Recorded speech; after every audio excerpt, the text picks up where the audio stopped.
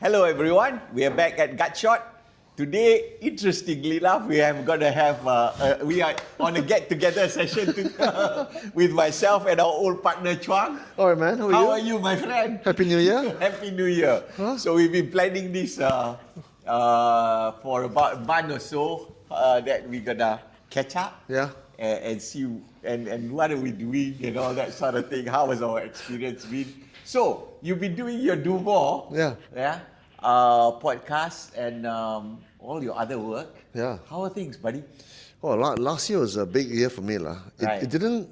I'm not the kind of guy who does resolutions, lah. Because they tend to not get kept, right? Okay. But last year turned out to be quite a big year. I started Gutshot with you, and then through pure circumstance, couldn't happen. Even DoMore itself is so much work, and you run a podcast now. You know how much work is involved, right? It is. Oh, it's gargantuan, man. And then I sold my house, I sold my car.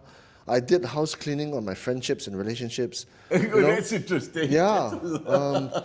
People who drain your energy, they're no good for you. Okay. And so then you get rid of toxicities. Yeah, and then you want to surround yourself with quality people and just have like a refined, simple life. And because as we get older, we try and like seek out meaning and simplicity, and you try and break things down, and you don't want to be kind of like wasting time and inefficiencies and friction, like. You get very philosophical, aren't you? Well, especially after the trip in India. No, I've always been like that, lah. But then I went to India, I rode motorcycles and all that. Yeah. So it turned out to be quite a big year, Okay. Quite a big year. Okay. Yeah. So what do you think you're gonna be going? I mean, how do you think it's going? In terms of what's your target like? How do you? I don't have a target. I never have targets, man. Alright. I think my target now, is just to have is to treasure every moment. Each day I wake up is like a blessing. Be grateful. No, seriously. Oh, guys, I'm looking at you all. I was looking at my friend here. It's like no. When we first met, right, a couple of years ago, right, and then like last year, then I did this LinkedIn post, and then I had a photo of you and me in City Plus, and then I said in my LinkedIn post, I said, look, if we had met in Form 5, I'm sure we would have been fucking good friends, man. I'm sure. And then you and I would have done all kinds of shit together.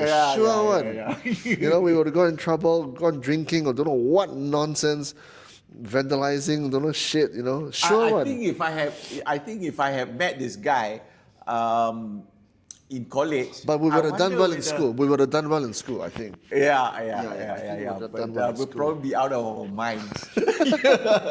This is the fella who got me into podcasting. Let's put it that way. You belong in the broadcast world, bro. Oh God, You do. It's a lot of work, man. It's a lot of work. Yeah. People don't realize how much hard work it is. Yeah. And preparation. So your numbers are up. I saw your subscribers are up. Your last one is you did 6,400 views. Yeah. That's a lot. I want and on that note, guys, please support the podcast. Gutshot, subscribe so that every time the episode comes, you will hear different things. We wanted to start out, right? Remember? Yeah. We said we want to have conversation that are unlike anywhere else in our space, in Malaysia especially, right? And even talking about not just domestic issue, but also what you call the geopolitics. What the world means and stuff. Yeah, because I think the mainstream media narratives that we see and we read every day is just a lot of what you call bias and very clickbaity in terms of how they want to stir emotions. Yeah. I want to get through all that clutter. Yeah. Not just geopolitics, but for the domestic issues, I wanted to have conversation that we don't have. Conversations that actually are real for the people. Actually, these conversations are being had in coffee shops and like in bars. But the conversations, the places where these conversations should take place, like in the media, like on broadcast, they're not happening because of whether it's political correctness or people don't want to show their true colors. But these conversations that we have on the podcast, in public, on YouTube, they're being had in cafes and coffee shops, right? Between guys who like say, hey, you know the real reason why blah blah blah is because blah blah blah. Yeah. But we should, but bro, don't say in public, or don't, because people might think that we are what, you know. No, but the Do you whole know what I mean? there is also another layer to it. I find Yeah.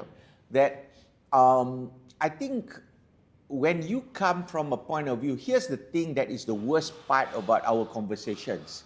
Okay, in coffee shops is one thing. Yeah. But when you bring people who has had life experiences, business experiences that are hands-on, you know, that have built businesses, that have actually gone through the mud of, you know, which our politicians and our policymakers have never gone through, to be honest. Yeah. They are mostly either, you know, you want to go into politics, right? What I think is that you got to go into politics very young. Yeah. People go into politics very young. They've never really had any life experiences. Yeah. They've never built a thing in their whole goddamn life. Yeah, I mean, Najib was a career politician. He joined at 23, right? Yeah. Straight out of uni. Don't He's even never- talk about Najib. I mean, I look at it, oh yeah, they had a small smidgen of work in 20, from say 22 to 24, you know, and then they jump into politics because that is what they wanted to do from the beginning. Yeah, yeah. Right? Or they have all these, either they are Nepo babies, you know, talking about Najib, Yeah. right? Or either they are Nepo babies, What's a Nepo baby? Huh? It's nepotism. Nepotism, Yeah, that's through right. through relationships. Orang kaya lah, Yeah. rich families or connected families lah. Connected people and all Yeah. this, right? Yeah. So I want to bring people I know and people who I don't know. I mean, if people who are listening to the Gutshot podcast reach out and say, I'm so and so, or even our politician, to be honest, Yeah. one of the things that I want to happen now that the Gutshot has grown, To become the world's biggest podcast. holy shit. I wish so. I wish you're right. Okay. But you know, that's we want to reach not just also Malaysian, but also outside of Malaysia, to be honest. Yeah. But you know, even talking about the domestic, our domestic audience, the funny part is actually when we started out, more than half of our audience were overseas. Yeah. Yeah. Yeah. But our domestic audience have grown as we talk more and more deeper into domestic issues. Yeah. You know, I bring in people like Syed Akbar. He's become a regular partner of mine on a rotating basis. I've got Jason Leong, who is very much the geopolitical expert. He was advising the government, you know, in heydays of his being in an advisory role for even Najib's government and all that, right? So, and other people, but I want to curate, you know. In fact, we're going to have Siti Kasim on. She's back from the Netherlands. She's back from the Netherlands. Yeah, an old friend of mine. And we have been talking about something very interesting. I'm very sure you guys will want to come aboard and hear it. Tell all your friends. Okay? So, About what? Huh? What are you going to talk to her about? what do I want? You want me to? I Let's- know, because... yeah, Well, we- no, at least you can give a taster lah. Okay, I'll give a taster. I think I'm going to title it, Make a Case for a Third Force. Oh, okay. Okay? Not another political party. No, I don't know. It's what I want to explore and see what people think, right? I go with her a long way, right? And in all her courses and all this type of thing. I think that the thing with Malaysia is actually we need participation. We need participation that are different than political parties. Now, bear in mind, I really don't mind. I really don't mind if any politician from the government. I want to test the government side first. You ask me. I really want to have a conversation with with our elected official. You know why? I want to see whether they can stand up to the scrutiny people like me are going to put them on.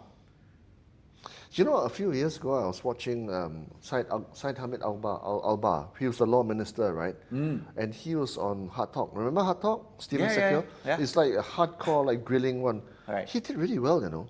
Yeah, come on, He did come really here. well. He did really well. I can't recall too many politicians in Malaysia who can stand up to the kind of grilling. But you know, politicians, they're very good at talking, lah. You know. No, the thing is very They're very simple. good at doing the whole matrix thing, you know, the neo, the dodging thing. The matrix, you know, they're very good at all that because they can just do this. Well, you know? I think And then in the end, they say nothing at all. You know what I mean? You know? Yeah. I think that's where we want to be different, which is, I mean, not just where. This is why we are different. We don't dodge the bullet. Okay, we don't dodge the bullet asking the question. If people go to the last episode, we have myself, Syed, and Professor James Chin. James Chin, yeah. Right? Yeah. I think it was quite heaty.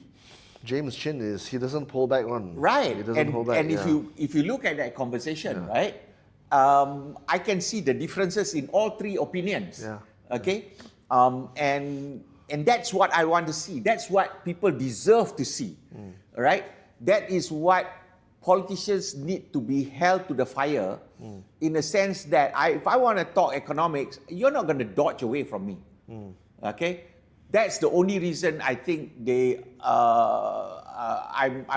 I'm not optimistic to have politicians come, because I don't think they can stand the scrutiny that comes with getting on the Gutshot podcast. No, they can't. And the thing is, politicians have made an art form of bullshitting. And we don't take bullshit. Yeah, correct. So the thing is, they will be able. I remember there was one time I was grilling an UMNO politician on live radio, right? And it was like a master class in dodging bullets and staying calm. Whereas I was the one getting heated and getting angry. And in the end, in the court of public opinion, right, which is the listening radio audience, they were saying, "Oh, this interviewer was so rude, so interrogative, and the politician was so calm and composed. Oh, well done, politician." And I failed because I lost my cool. You can't lose your cool. Correct. You can't lose that cool. Yeah, because I was so pissed at this guy, right? Yeah. Because, I mean, provably, empirically, he had done all these things, right? But I came out looking the worst for wear because he just had done a better job than I am in this one. Well, I think one of the techniques is basically just like, because maybe I would akin it to this way. If you've been in corporate life, right? One of the most difficult thing is actually facing the investment community. Oh yeah, 100%. All right, yeah. And having them grill you with your. I've made a business out of training people with my media training work, right? And this is hardcore because when you face fund manager, or buy side, sell side analyst, you got to have your shit about you, man. Because if you don't, you're fucked. So the whole point is actually not to let them get out of the lane and stick to it and say, for whatever it is, right? I think you're getting out of where the question, and I think the people deserve the answers. And I would like you to actually please focus on this and let's not do the political thing. I will say that, right? So, and the same goes with how you. For myself personally, in my own experience, is how I tend to stay on the lane because I think people really want to have real answers. If you're bullshitting, people who go out actually say, "Yeah, he said nothing." To be honest, that's what people say. You said nothing. Yeah. So you look at where we are going, right? I think the main core point that I'm seeing with Malaysia is actually lack of leadership. I've been thinking in my mind as well, actually, how do I, of course, Gutshot we were trying to do, and I'm continuing this, with you being busy with your stuff and all that, which is the objective is to put policies, to put ideas on the table and debate it out. It is a conversation. It's not an interview. You know, Gutshot has never been our format, an interview format. It is a conversation format because I've got my personal point of view. My guest has got personal point of view. And then we work out and we want the audience to take things from every party and come up with their own judgment. To make up their own minds. Correct. Yeah. You know, what we find with the media is actually they use all the adjectives. Today, media doesn't present facts. Today, media presents a narrative. You know, and then they actually spoon feed you how you are supposed to think. No, it's actually getting worse because the media already have a point of view and they're propagating that point of view. Exactly. So, for example, right, and I don't think we should do a deep dive into this, but I think, for example, right, the way, and we talk about Trump, in fact, I credit you for making me or pushing me in the direction of seeing how Trump does his work in a very different light. Okay, in a very neutral and substantive light. So, for example, the way the media have portrayed his approach to Maduro with Venezuela, or even more speculatively or more controversially, the Greenland issue, right? The way it's been portrayed in the media, the mass media, it's a very like, he's a madman, he's vindictive, he's power grabbing, and all these things, right? And the way those angles have been made is very clear. But actually, when you look at it from the geopolitical American standpoint, it makes complete sense. And it's not just America. All the big powers, whether it's Russia, who have boundaries with Greenland and who are in that part of the world, it makes sense. China, naturally, because it's a race for minerals and resources. So I get it, right? And it's also defense because of the melting ice sheets and passageways for ships and all that. So I get all that, right? But the way it's propagated in the media is fucking insidious, man. Yeah, the right word is insidious. Yes, and I'm from the media, mate, you know? Yeah. This is wrong because the media are supposed to be independent, unbiased. You present this side, you present this side, and in between is the truth somewhere, right? Yeah. But you present both sides. The media have not done that. Yeah, not just that. And the big names, you know, mate, the big names, right? Yeah. Whether it's the BBC or it's Bloomberg or it's the International Herald Tribune or the Financial Times, they've all got fucking sides, man. You know. Yeah, because they've been captured. That's the problem. I think when I was going to college in the mid-80s, I feel the media is a lot more balanced. It was a lot more balanced. A lot more balanced, and they were looking at they were presenting you, they were peeling the onions and presenting you facts. Okay, today they present you onions, you know, and they don't peel. They actually dress it up. Yeah, they give you the finished product. Hey, have this meal. It's nice because of this. Yeah. They give you like where they think it should be. Right. They become an advocacy group. Yeah. You know, and I think that also comes to I've been very critical. I've been very critical on all things actually, and I've said it before. Even, you know, some people call me, like a Trump fan or whatnot, you know. But I'm like, no. I'm a policy guy. I see why he does things and what would happen. So if you look at it from that lens, right, then you are more, take your emotion out of it. Yeah. Because, and that's what clickbait media does, which is put emotion so that you get worked up, you know, for or against, right? And I tell the same thing when I do an analysis on China, right? I've been very fascinated about how China grow, right? How they were very successful in terms of bringing up their economy. And I do also see where their problems are today. And I want to make, and I love doing this, as you well know, which is, you know, I said, hey, let's look at this and say, where do you see this going? Yeah. What are the predictions that may happen? Because for us in Malaysia, for example, you know, we are doing business, we're doing work. Anything that happens between these superpowers are going to affect our livelihood, you know. So, understanding that, I think right now we are living in very interesting times. Oh shit, yeah, man. I think the next 5 years is going to be monumental. Things are going to be very different in 5 years. And then you put in what's happening with the AI revolution, right? So, I mean, Iran today, what we see in Iran I don't know where that's going because I'm quite a pessimistic person in terms of when I look at factual that I don't understand. First, I don't understand it good enough because there's no information on the ground, right? I mean, the bodies are not very receptive to bullets, you know? You don't say. Yeah, you know, and the guys, you know, just like when America sent down their troops to abduct Maduro, you know, basically what? How many people did they bring down on the ground? 20 maybe, Yeah. right? And that compound have thousands of soldiers. It make no difference. Yeah. Right? Incredible. The way things are done now is incredible. Yeah.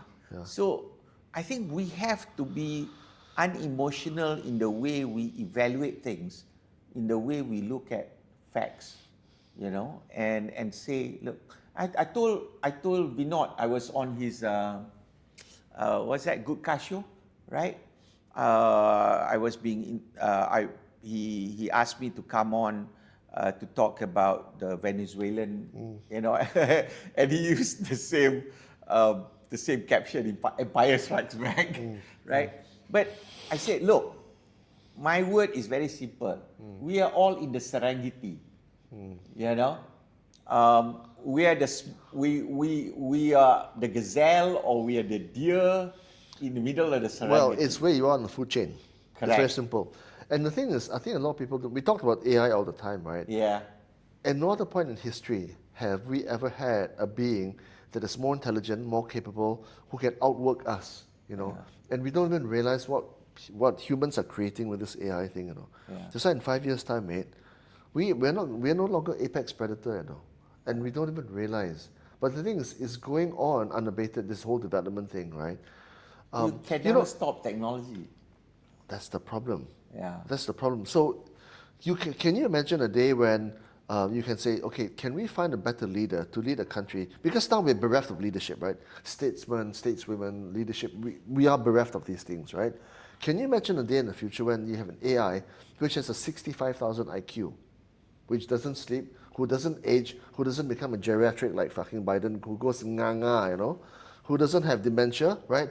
Who can work around the clock 24/7, 365 to run the country the way it should be run. Wow. And then you've got AI prime ministers and AI CEOs. Can you imagine that day, right? The smartest guy in the room now is 180, 190 IQ, right? And he's human. He's going to start losing his faculties at maybe 70, 75, right? I wouldn't. Do you know what I mean, right, I Sam? know what you mean. I wouldn't go down that road too far ahead. However, And that day is coming. you man. know, but you know that'll be the day. We'll be dead by then. Why worry? You know what? If Yeah. you have money, and I know you have money, right? No, I don't. They can replace any part of you now, you know. Well, here's the thing. Here's more. So expectations for age, life expectancy is now 120, 130 years old. Yeah. You can replace. Yeah. Your brain goes a bit off, zap it back, you know, and your limbs. There's all kinds of things to replace already now. No, I do- including your. I do think that actually a lot of jobs are going to get replaced. 100%. Yeah, 100%. I do see that. I mean, in terms of medical advancement, I'm very surprised. Sometimes things that you least think about when you talk about technology in the future. I'll just give you one simple example. You know the Secretary of Health and Human Services, RFK Jr. Yeah. When he came out and do that inverted food pyramid. I recently, vaguely recall that, yeah. just 2 weeks ago. Yeah. Just 2 weeks ago, which is basically what they've done is turn it all over around and made the focus to be proteins, what do you call, which is meat, red meat, and then put at the very bottom grain, okay, and whole wheat grain and that type of thing instead of ultra processed foods, okay, and sugar not being there. So what I never thought that day was coming, okay. And I think I remember when I was talking about that, people look at me very strange, right? But just on that alone, I know I'm digressing a bit from AI, what we were talking about AI. That's why for me, the more natural progression and evolution this is massive, this change in terms of how, when America does that, can you imagine what he's going against?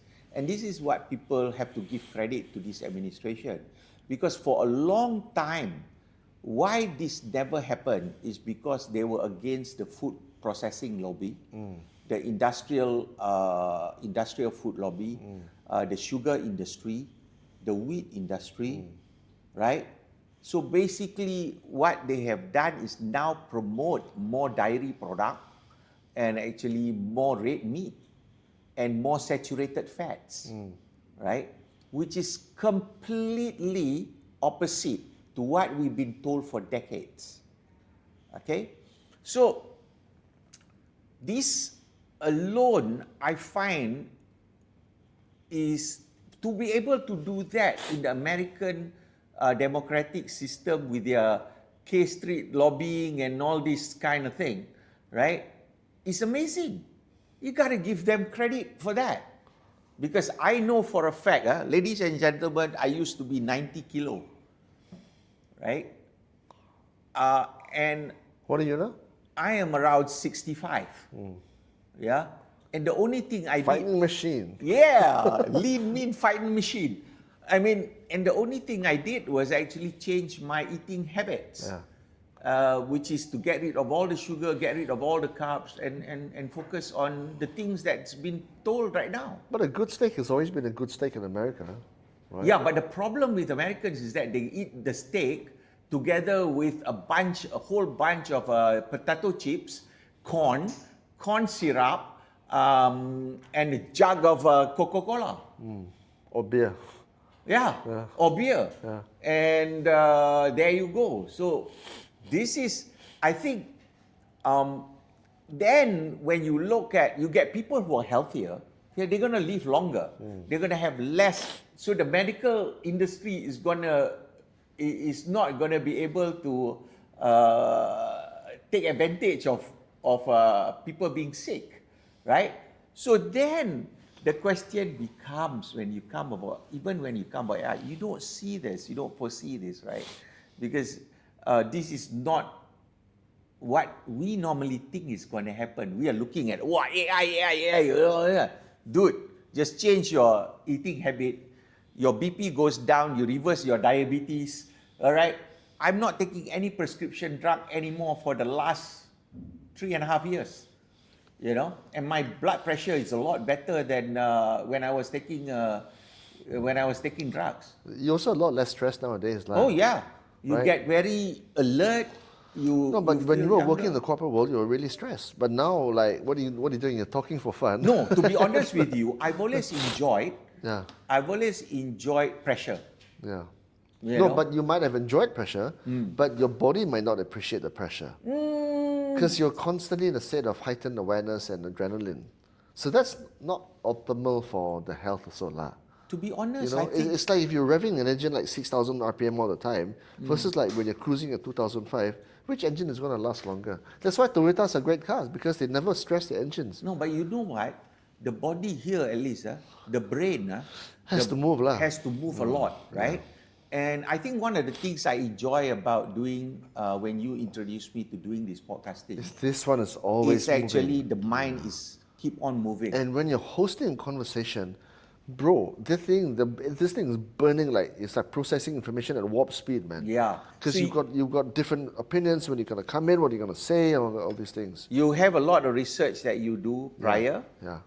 You are also bringing back all your experiences and trying to articulate your thoughts. And melding them. And and being able to actually, it is not easy, guys. It looks easy. All you guys who comment and say, "Oh, he forgot about this." You know what? I was talking about Bidot, right? Yeah. I was telling them about how I mean, the price of oil has not really changed after the attack on Venezuela, right?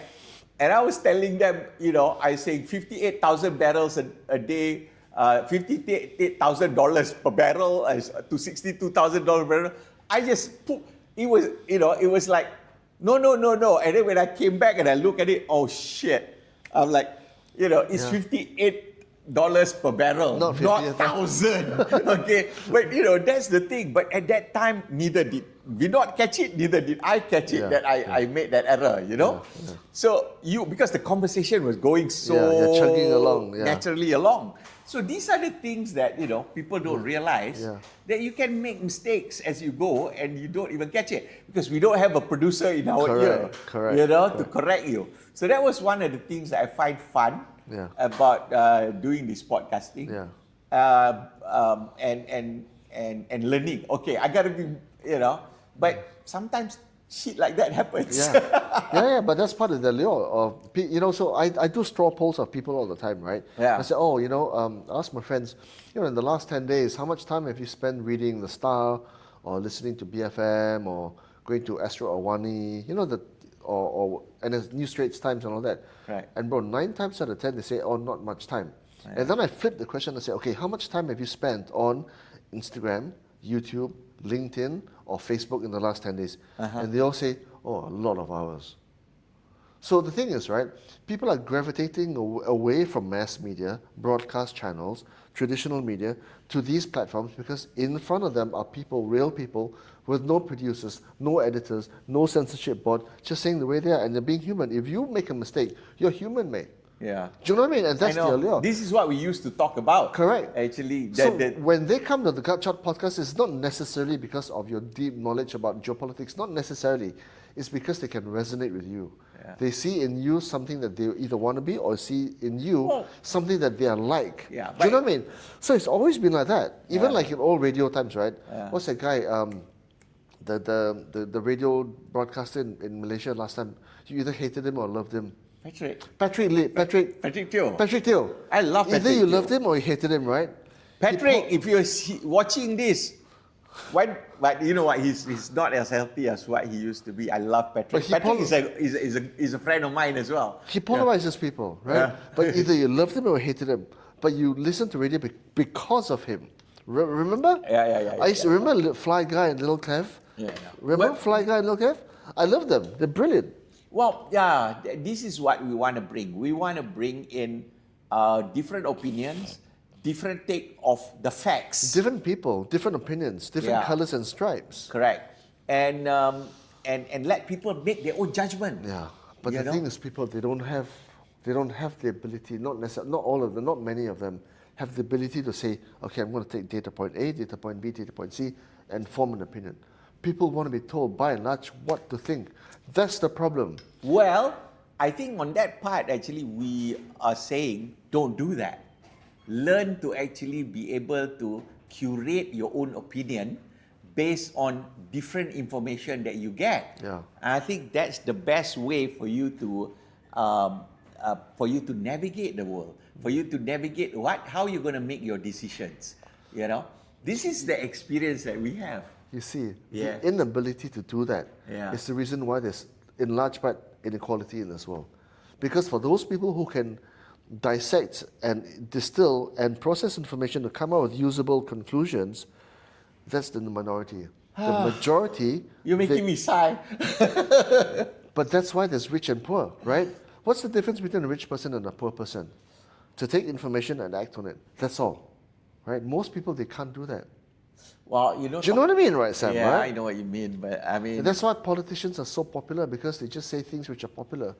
And then people just gravitate towards them without really understanding what he stands for, because he says things that you might resonate with, but is he going to make your life better in the long term? No. Yeah. I think the other part is being able to... I think the thing that changed your destiny, really, is, in my opinion anyway, is when you make bold decisions, and when you take a a step out from the masses, the lemmings. Wasn't it Robert Frost who said that the path less traveled is Less traveled. Right, Robert Frost or something like that? Yeah. Something like that. Yeah, Yeah. yeah. And I that's the Gutshot way, which is basically putting forward to you ideas and policies and making you look and think differently. You know, I think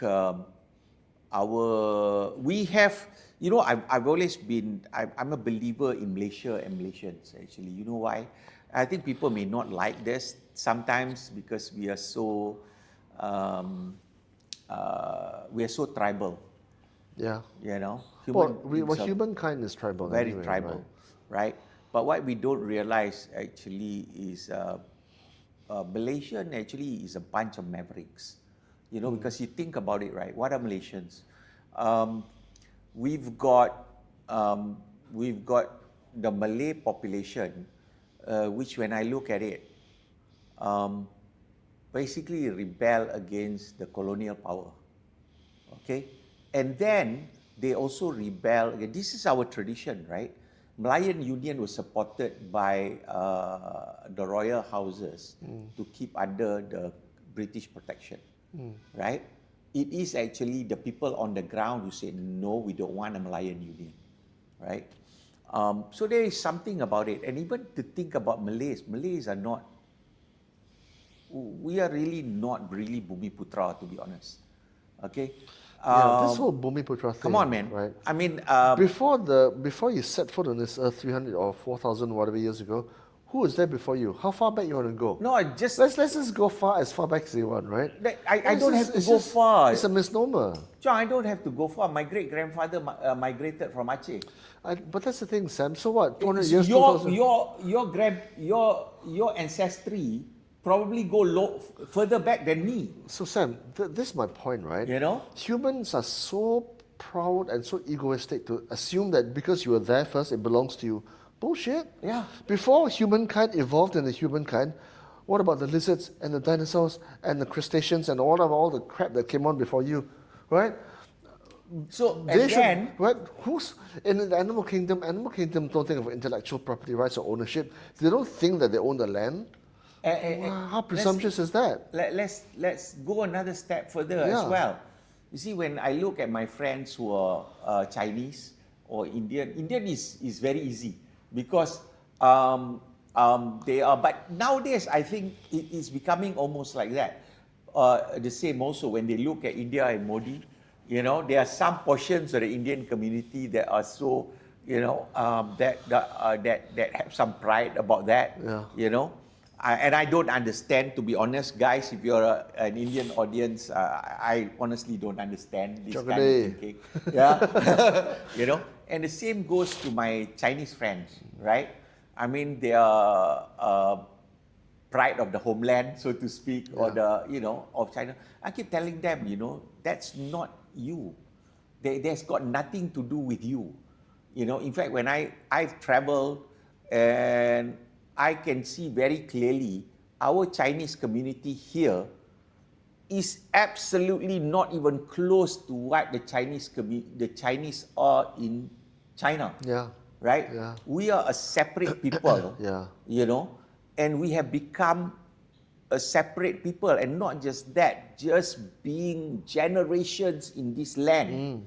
We are Malaysians. We have been shaped by this geography and right. this weather. And our way of doing things, I almost want to tell, they'll eat you alive if you go to China because they got no rules about how they're going to do things, And we, on the other hand... I was in Shanghai. You were in Shanghai, okay, yeah. I felt like a foreigner there. Yeah. I'm surrounded by China pets, right? But I felt like I was homesick. Yeah. I was homesick for the weather, I was homesick for the food, and I was homesick for my friends. Do you know what I mean? I know. And so I told my one of my club buddies, said, I balik Tongsan to China. But you know what? This balik Tongsan, but bloody banana orang pisang cannot speak the bahasa orang Tongsan. And he had a big, But it's true. I feel like a foreigner there. And I think it is incumbent upon us, actually, as Malaysians. That's what I keep also trying to tell our brethren in Sabah and Sarawak, we are in this boat together. Yeah. You know, and the Malay politicians, the Malaya politicians, I call it because you know, I always say that I'm half Sarawakian because my daughter is Sarawakian. You know. How's your daughter half Sarawakian? Okay, great. Yeah, she was born in Miri. Oh, so manufactured there and grew up there. You know, I love my time for about almost well, not quite a decade, but you know, I have good friends, and I said, look, we need to be able to forge a Malaysian identity, which unfortunately all our politicians seem to be unable to do that. And I think that is why, to a certain extent, when I was telling Siti, let's have a podcast as soon when you're back, you know, I want to ask her about, you know, how was her almost 4 months sojourn overseas in Europe, in Europe, you know, and then how do we see us over here and what are her thoughts? So, you know, watch out for that episode coming, you know, and you know, do we need make a case for it? Make a case for something different, you know, like Monty Python would say, and now for something completely different. Yeah, about bloody time. So you know, Keluar Sekejap, right? The other podcast. I'm not very familiar. Kyrie's podcast, right? Okay, I know. I know the world's smallest podcast after Gutshot and DoMore. Right? So there's 2 hosts lah. You know, there's Kyrie, Kyrie Jamaluddin, right? And then Shahrul Hamdan lah. Shahrul Hamdan is the ex-UMNO youth chief, I think. And so I met him at a dinner a couple of months ago, and I said, hey, come onto my podcast and have a chat, right? And so that's going up in about a week or two, you know, from now.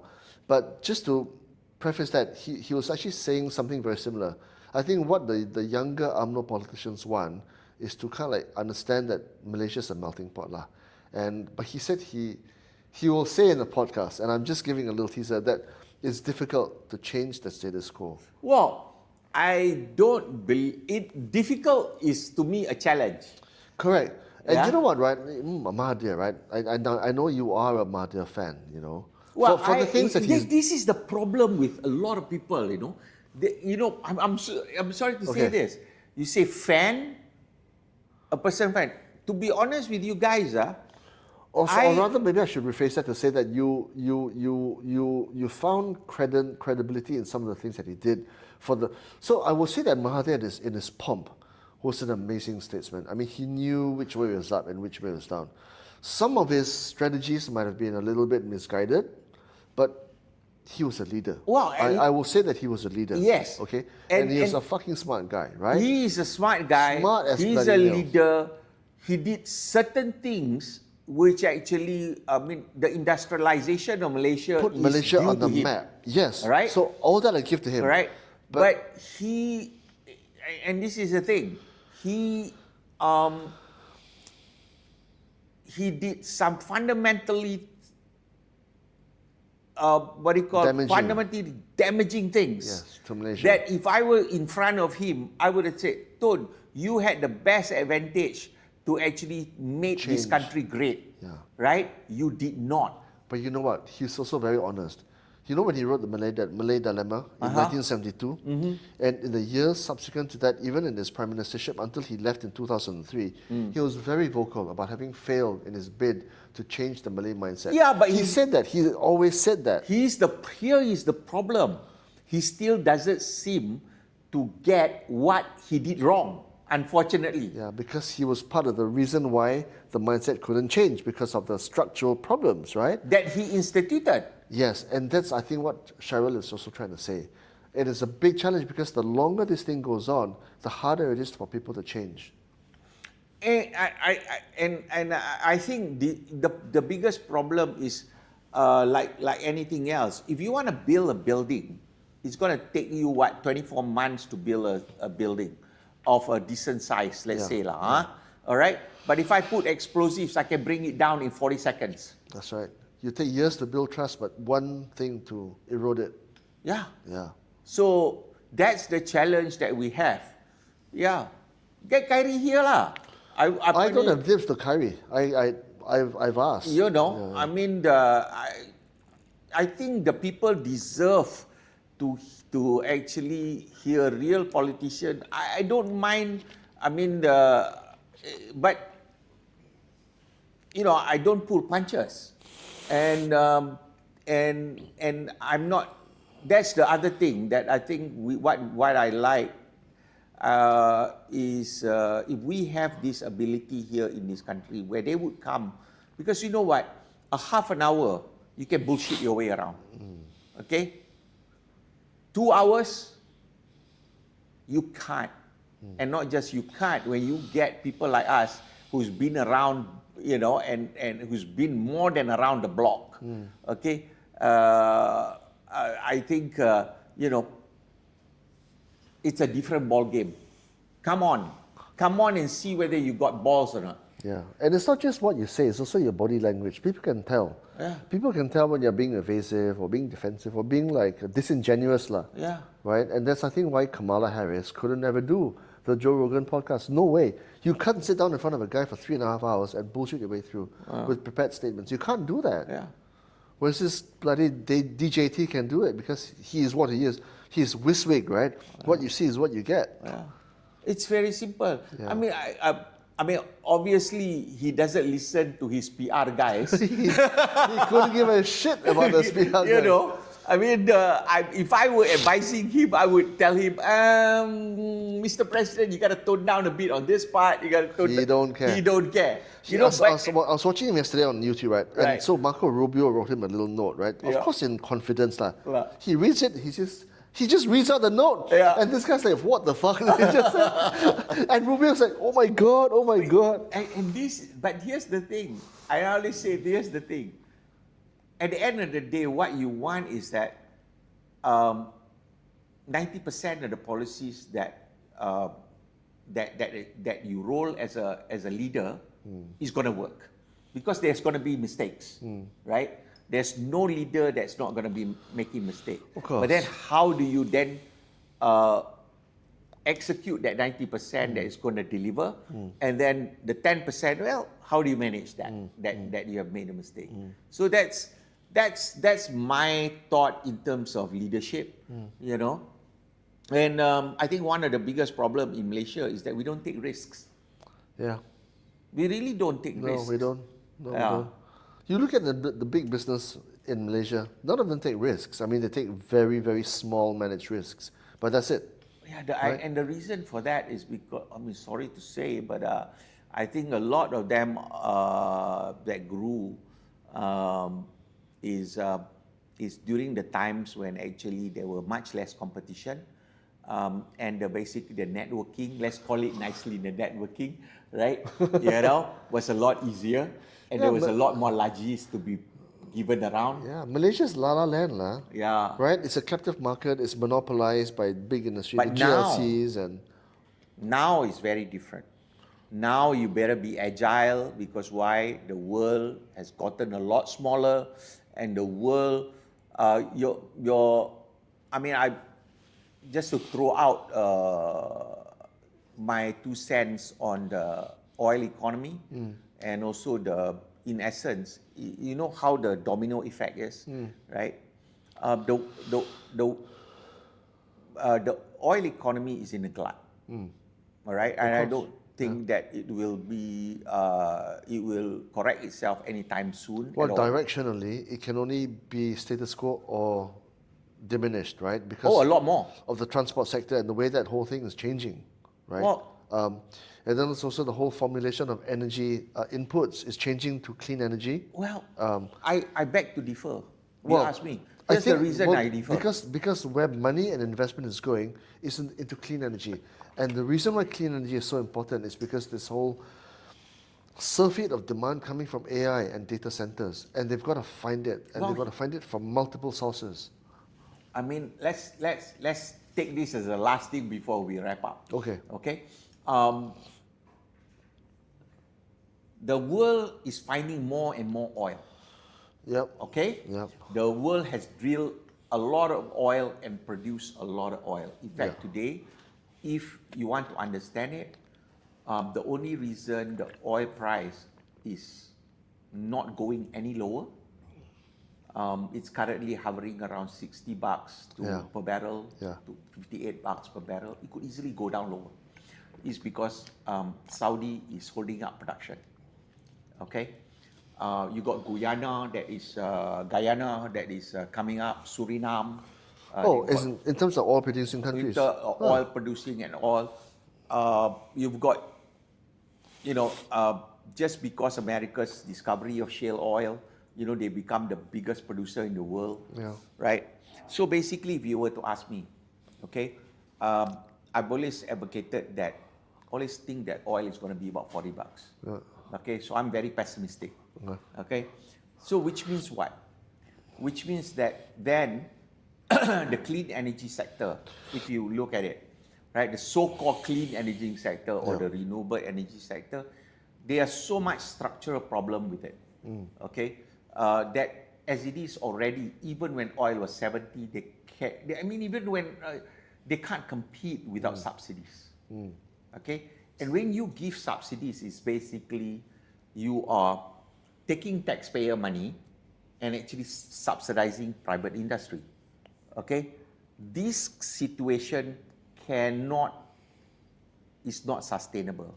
In fact, if you look at Europe is the best example of where this failure has happened.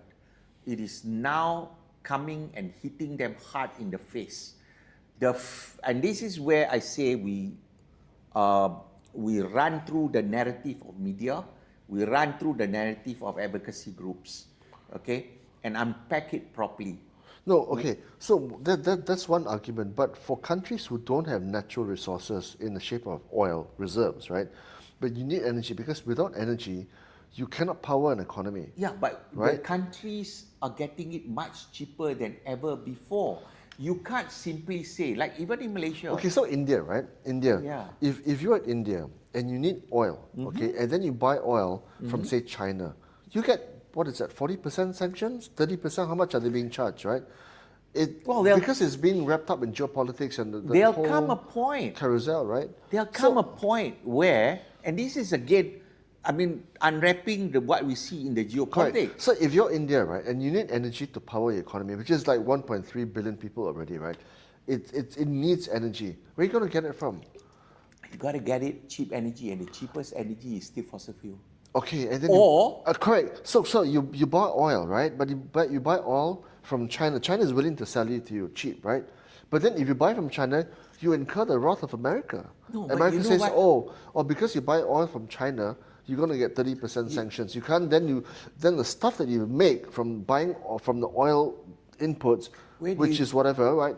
You can't sell it to America at cost because they're whacking you 30%. So that's the difficulty, lah. Well, so if you then have that conundrum, then you need alternative energy sources, lah. Yeah, okay. Right? You know what's their alternative energy sources? They'll burn plastics. They'll burn whatever. Well, okay. But anyhow, anywhere, lah, right? Anyhow, anywhere. So but then you know again, Yinsen, right? But India's problem is, I think, goes a lot further than that. Correct. And in terms of the economy, but then again, in terms of getting energy, you just talk about. Let's not talk about even what form, because you just need cheap energy, and the cheapest energy that will go on for a long time. It's still oil. Correct. Right. But then where you buy it from? That is what I call a temporary geopolitical problem. Okay, we see Iran where it is right now. Imagine if there are two places that actually are producing a lot of oil, but even then, in fact, if you ask me, where is this oil from? The sanctioned country, Iran and Russia. Okay, who's really making money from this oil? Actually, all the kleptocrats. All the kleptocrats. You know what they're doing? They're basically, all the sanctioned oil, you can't take it easily. So what they do is they go and rebatch them in the high seas. Okay? So and they swap it out there, is it? Yeah, and they it's basically oil laundering. All right? And the people who are actually making money is not your poor folk in the kampong or in the village in India. Is all the oligarchs, you know, and all the politicians that are in charge. They are the ones who are making money, right? So sometimes, and this kind of talk, people don't talk, okay? And then who suffers? The common folks. These guys are making money. The money doesn't even go back to India. Money is probably in Swiss bank somewhere. About 10 years ago, Sam, Yeah. I was attending a conference, and it was I remember it was a Chinese guy from like LA or something. Yeah. Sound like an American-born Chinese, American accent, right? And I think he's a consultant or something, and we were on this panel discussion together, right? And then he's ex-McKinsey, ex-Yale, Harvard, all that crap, right? Super smart guy. Then he said to me, after the panel discussion, he said, mate, back in the day, if I'd known any better, I would not have bothered to go to Yale and become a McKinsey consultant. I would have just joined politics because the money there is so much better than in consulting. That's true. Right? Because that's why people join politics, and that's why the world is such a shambles. Because the people who join politics is not meant to lead the country to a better future. They're meant to line their pockets. So that's the problem. I mean, we only have to ask ourselves, why are our politicians so rich?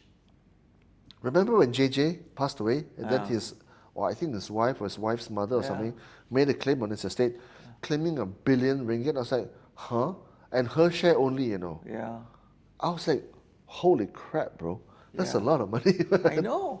So, that's where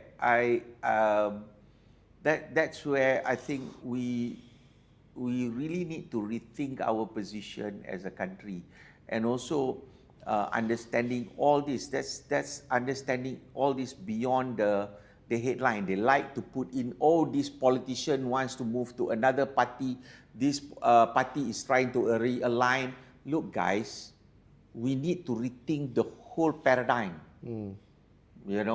We need to have an understanding of what is actually going on with our in order for us to change the whole the way things are being done in the country.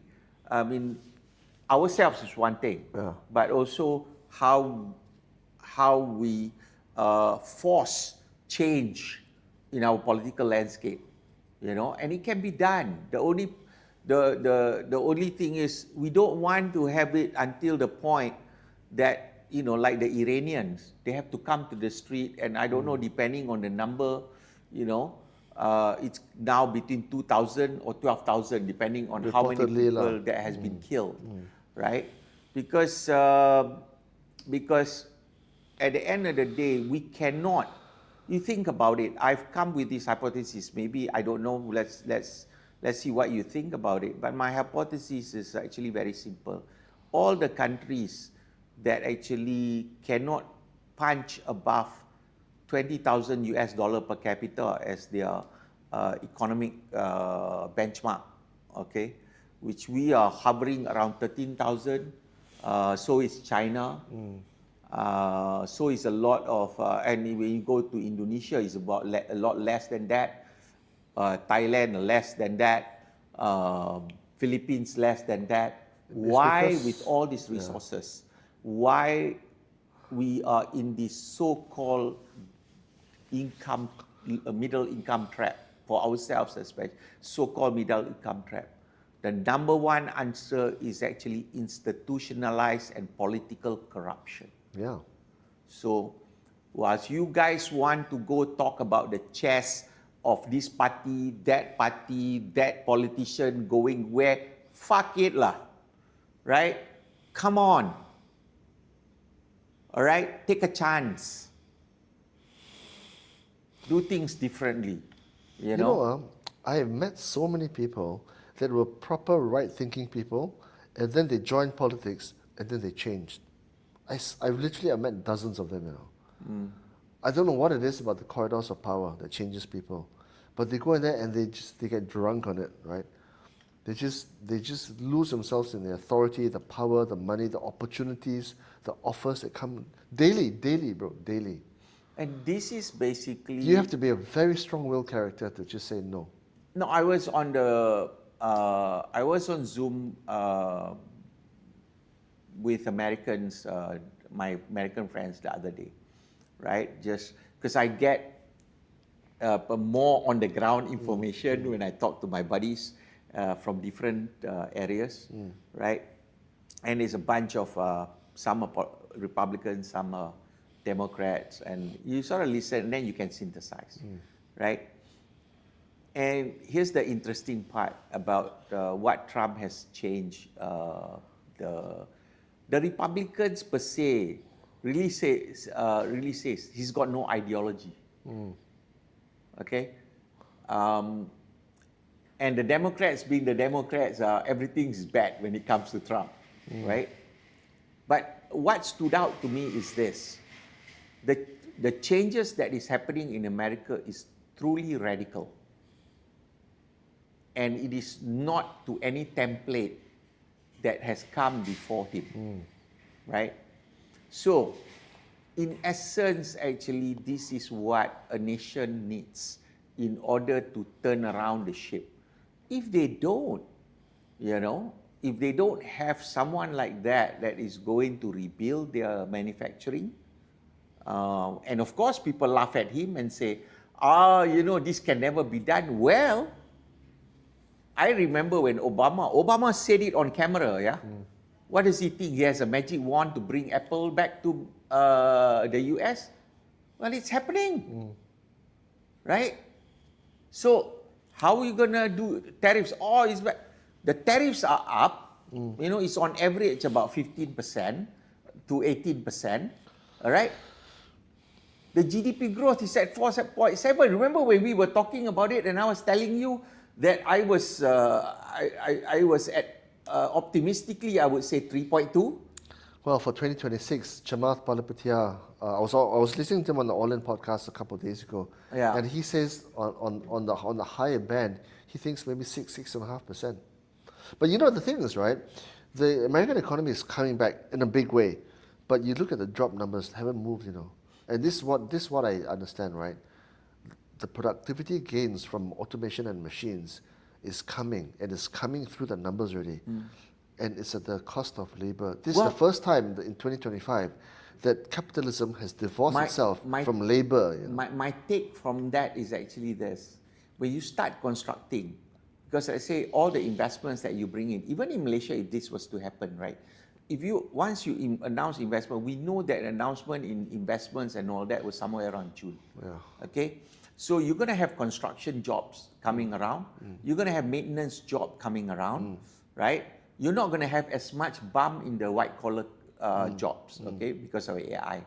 So there's going to be a transformation in terms of where the job structure are going to be.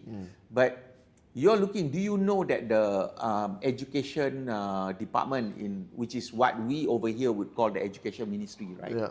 Basically, Trump has gutted about 50% already of the education ministry. I saw about 5-10% from the shutdown. I don't know since then. In terms of more. Overall right now, it's about 50%. Yeah. So imagine this, if the Ministry of Education in Malaysia cut 50% of their staff, right? That would be interesting. Exactly, but this guy is doing it. Okay? And so what you're looking at is actually he wants the private sector to take up the losses, right? And that will be a lag time for that. And I do believe that private sector must always be the engine of growth, not taxpayers' money. Okay? So that I was saying that we're going to only still see a pickup in terms of employment, nothing earlier than probably end of summer. I'm not even sure whether the private sector will do that anymore. I think they will. Because why? Because when the economy heats up like that, and this is why actually also another part why he want the interest rates to come down, right? Because you need investments. You need people to be able to get to spend money, right? But you're fundamentally, you remember, you're not going to have robots in shipbuilding. Okay? Why not? Not in a long while. I know shipbuilding. Okay, no, I mean, I'm just because shipbuilding to me I know shipbuilding. is industrialization, right? Which is basically putting stuff together at a very high precise level, right? And big scale. Correct. And so you're not going to simply be able to automate that industry because you've gone out of the way, okay, for a long time. Okay? So the steel industry, the shipbuilding industry, those are going to be the major movers coming into 2026 second half. Okay, so then the question I always have: what are the lessons we should learn? You know, and the same goes from what is happening in America for us. Okay. Right. Okay. Which is where should our industry be? For example, not that we copy exactly what they're doing, but actually when the powers that be talk, I'm sick and tired of listening to them talking about tax. I want Malaysia to reduce tax. I want Malaysia to reduce regulation. I want Malaysia to actually have less. In fact, don't have GLCs. You know, so this is where, if I have politicians, I say, why not? I want to ask them why not, and how would you do it? How would you do it if you were in charge? You tell me how you don't beat around the bush. I'm going to be very specific. You know, so for them to dismantle GLCs, it's been 25 years since I think privatize it. Abdullah Badawi Privatize it. He tried to do that. Look, Lee Kuan Yew did it. You know what Lee Kuan Yew did? You're all private companies, right? You know, I say I'm not gonna bail out Singapore Airlines. But they did. Okay. Give them a lifeline during COVID, right? 5 billion. Loan. Yeah. Yeah, they paid it back. Yeah, but still. But had they went bust the way Malaysia Airlines went bust during normal times, he wouldn't have saved it. You know, he told those guys who went on strike, yeah, you go on strike, you got no job. You know, and this is the thing that, and the other thing we got to learn also about how China rises and where they are structurally, so that we understand, you know, overcapacity is also a big problem. You know, so this is all the facts that we have to gather when we look at different scenarios. Why were they able to lift their population out of poverty? It's education. It's how hard they make their education to be. Instead, on our side, what do? Make it easier. We made it easier to get A's. You know, so I mean that's basically, as you were asking, you say, that's where Gutshot wants to go. Yeah. You know, which is actually unpacked for our people, having interesting conversation. It's a conversation, you know, like what we're doing here. Yeah. You know.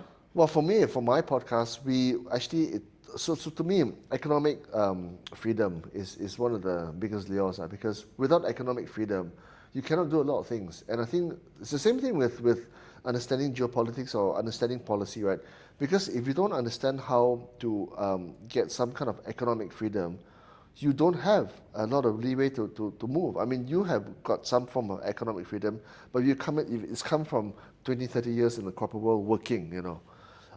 But by and large, I think a lot of people, they don't make the right decisions when they're young, you know. And I think one of the biggest problems with these poor decisions is social media and FOMO and looking at other people's lifestyles and feeling left out and feeling that they should try and compete. And it's human nature at the end of the day. It's human nature, you know. So I think you and I are both on these paths to kind of like help people. And if we were to, you know, I mean, if people have to have a better handling in terms of internally processing information, where politics and policy is, and even financial literacy, I think we would be a much stronger population of people as a whole, you know. But we keep on making these poor decisions, electing the wrong leaders, making the wrong financial choices, buying stuff that we can't afford, you know, feeling left out, feeling that we must compete and keep up with the Joneses. It's tough. It's tough, but it's human frailty, And I think Malaysia, you know, humans generally are a very undeveloped species, shall we say. We might think we're smart, but we're not really. Well, I do think that the good part is actually we can gain 20% of our population to have leadership mentality. That is good enough because why? Most people are followers. Yeah. Right? Yeah. So if they follow good leadership, then we'll be in a better place. Yeah. In fact, good leaders are what this country needs. Not just good leaders, good smart leaders who are well versed about the real things in life, real things in terms of how do you make the economy grow. And I just, you know what the first signal I think is the day I hear a politician tell me, I want to cut taxes. Okay? Because that one word They alone. say that all the time. No. They do. They say they're going to increase taxes. When you actually say, as a net producer of oil, and especially now with oil price going so low, when you say you want to get rid of the oil subsidy or the petroleum subsidy from the pump, you know what it is actually? To me, it's a tax. Yes, because the subsidies is a negative tax. Yeah. Right? Our income tax, what, 24%? 25, I also forgot already. I can't remember. Wow, that tells a lot, right? Okay, but what is the corporate tax in Singapore is what, 17? 16, 15 to 17 or something Yeah. like that. Yeah.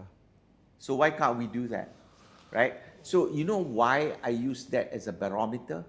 Is because when you have to cut taxes, that means you have to live within your means as a government.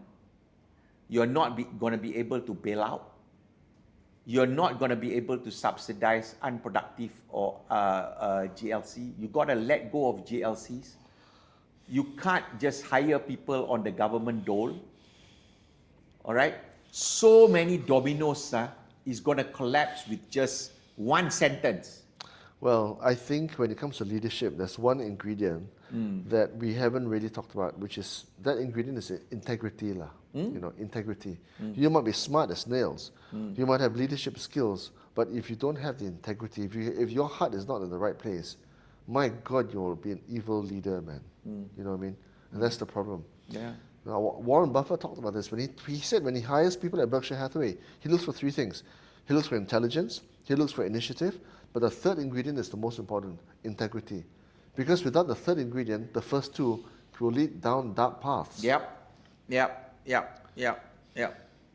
Okay, with that, let's call it the day. Yeah, thank you, man. Thank you, man. Long time no see. All right, buddy. See you all again. Take care. Take care.